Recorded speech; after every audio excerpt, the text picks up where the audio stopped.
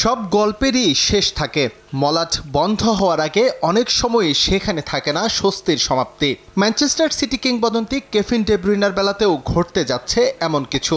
শেষ বেলায় প্রায় শূন্য হাতেই বিদায়ের শঙ্কা তার। সতীর্থরা এফএ কাপ জয় করে শেষটা রাঙাতে পারবেন কিনা আছে বড়সড় অনিশ্চয়তা। অথচ ম্যানচেস্টারে এক দশকের ক্যারিয়ারটা কি দুর্দান্ত প্রতাপেই না কাটিয়েছেন কেডিবি। একটা চ্যাম্পিয়ন্স লিগ আর 6 প্রিমিয়ার লিগ, 10 বছরে জেতা 4টিখানি কথা নয়। এফএ কাপ, লিগ কাপ আর কমিউনিটি শিল্ড সহ তার শিরোপার সংখ্যা 16।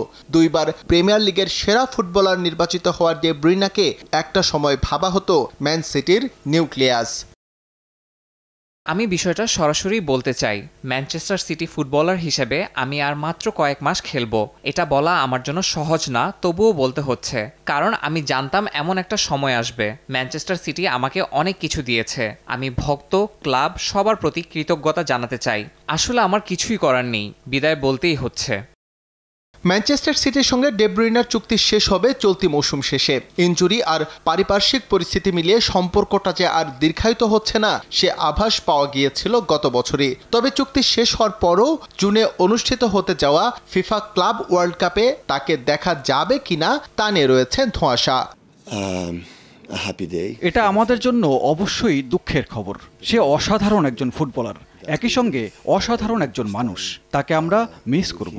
সিটির সঙ্গে তার চুক্তি মৌসুমের শেষ পর্যন্ত। এরপর যুক্তরাষ্ট্রে আমাদের ক্লাব বিশ্বকাপ আছে। সে ওখানে থাকবে কিনা এটা একান্তই তার সিদ্ধান্ত, কারণ এখানে চুক্তির কিছু বিষয় আছে। তাছাড়া সে নতুন করে যদি কোথাও যুক্ত হয়, তারা কিভাবে বিষয়টা ডিল করবে সেটাও ভাবনার বিষয়।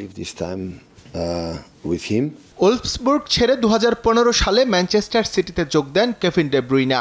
চলতি মৌসুমে এখন পর্যন্ত 31 ম্যাচে 4 গোল তার, পাশাপাশি আছে 7 অ্যাসিস্ট। এস এম ইকবাল, সময় সংবাদ।